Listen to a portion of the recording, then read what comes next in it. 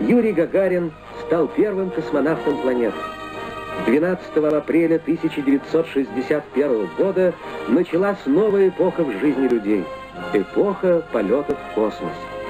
И имя Гагарина неразрывно связано с именем Королева. Кедр, я Заря-1. Как слышите меня?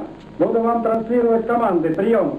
Заря-1, я Кедр. Вас понял, занимал исходное положение, занял, поэтому несколько задержал с ответом. Прием. Ключ на дренаж.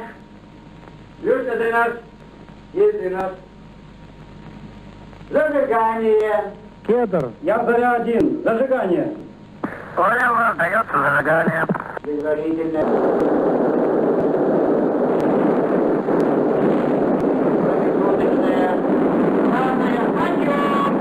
Желаю вам доброго полета! Я Заря-1, мы